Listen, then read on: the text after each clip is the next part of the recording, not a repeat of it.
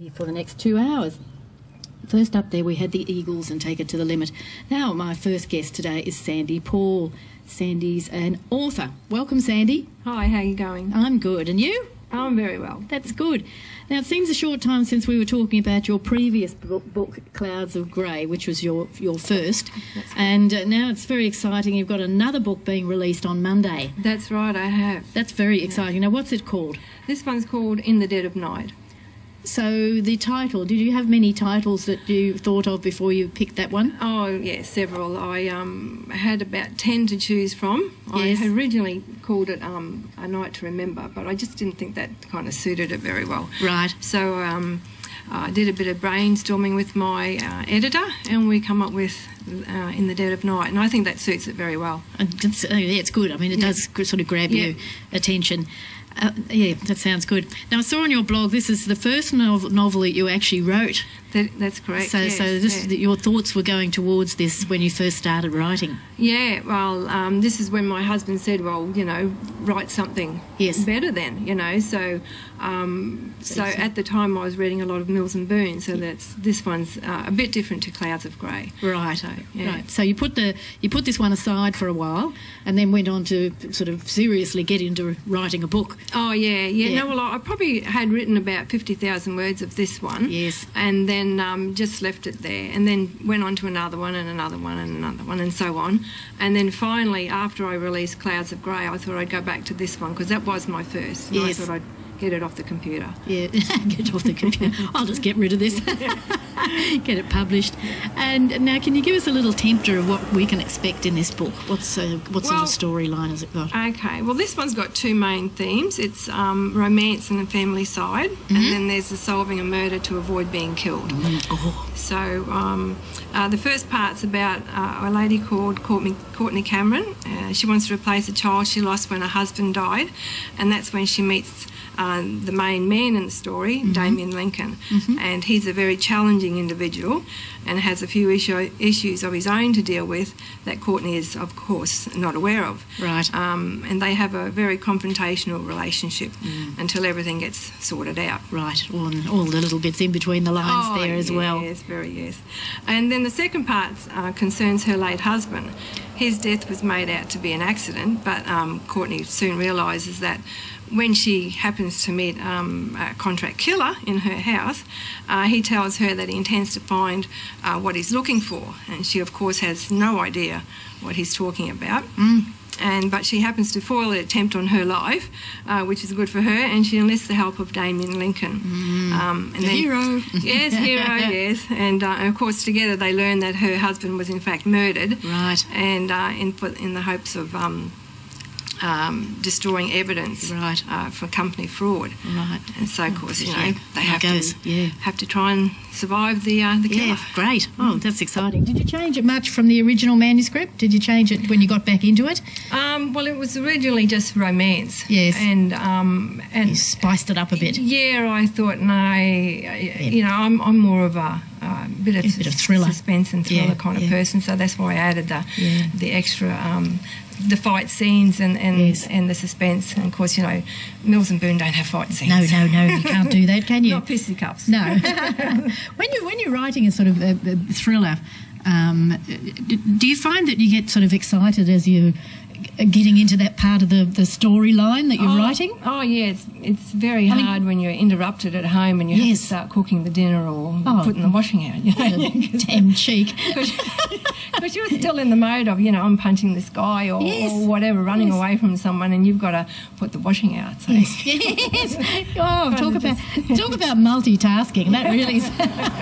Yeah, your brain doesn't quite catch up with you sometimes. No. But you'd have to get in that kind of mindset to be able to get the right words down and the feeling behind it, wouldn't you? And I mean, it's not just one take. I mean, sometimes I re-edit pages again and again and again and again until, you know, you read over it and you go, oh, I don't want to change that. So, so then you know it's there to stay. It's ready to sort of to go.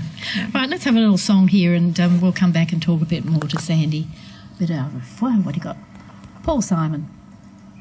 Sandy Paull. Hi, Sandy. Oh, hi, how you going? Good. Now, I'm interested in actually nitty gritty of it. How long in a day do you actually spend writing? Do you have when you're into a book, do you have a sort of routine that you follow to your, brekkie and then write a bit and stop? Yeah. I usually have brekkie and then I try and rush around and do whatever I can in the first, hang out the washing, all that stuff. Yeah, first half hour, and then I like to just get into it because I'm better at writing in the morning than I am in the afternoon or that. Yeah. So, yeah. So is there particular places that you like to, you're obviously at the computer, do you sit somewhere where you can see out the window, or? No, well, at the moment I'm standing while I type. Are you? Yeah. So and because our bed's high, yes, and I'm only short, yes, I can put my laptop on my bed, but of course I only stare out. I stare out towards the real view aspect. So I suppose if I stare out the window too long, yes, I get to see rural views, plus houses now. But yes, but I'm working on getting back into the other room that I used to work in. But you just got to sort it out. So you must get used to actually a certain spot where you are, and to change your routine. Well, I think I'd like to change my routine a little bit, like a different site, you know, but that's the way it is at the moment. Yeah, that's the way it is. Now, when you're writing a book, do you have a particular sort of pattern that you follow with your book? Do you have a sort of a template that, Well, with this one, because it was originally written, I just started at the beginning and thought of things that I wanted to put in there or expand on. And then as I thought of more criminal aspects, I suppose you could call, I would then go back and find a good place to slot it in. But then, of course, you'd have to go back through the book again and find out where you have to add in extra stuff to which pertains to that as well. So that gets a little bit interesting to know where the parts are in the book that you have to go back to. But you'd have to go back and, like you say, and read it again to actually get the feel of the flow to know where the best spot is to put it in. And then be able to add in something a little bit extra later on that you haven't said before. So it gets a little bit tricky. And I guess, editing and re-editing, you could go on and on forever, couldn't you? Oh, yeah, and you do. You'd have to say, well, I'm going to stop. Next one, this is okay now. I'm not going to look at it again. Well, that's what I had to do with this one because I had it edited and then I hadn't touched it for quite a few months. And then before I was going to send it to my publisher, I decided to read it again. And then I thought, oh, no. So then I made the silly thing of editing again, redoing it. So I think I've read the book 5 times in the last 4 or 5 weeks. Yes. So, so I don't want to read it again. No. Leave that to everybody else. Now, on your the website, the blog describes you as a writer of crime, adventure, fiction novels, combining strong female leads, martial arts, tongue-in-cheek humour with a hint of romance. That sounds like it covers just about everything. Well, yes, it does. That's great. That's good. And this is the 7th novel that you've actually penned. That's correct. So can we expect another one before too long? Oh, Are you working on something else at the moment? Yeah, I've already finished my 3rd book. Oh, right. And I'm hoping to get that one out before Christmas. Oh, lovely. It's good timing. And then the one I'm working on at the moment, which I only have the last chapter to finish, I'm hoping to get that one out in about April next year. Terrific. Yeah. So wow. Not short of a story. No, it's flowing.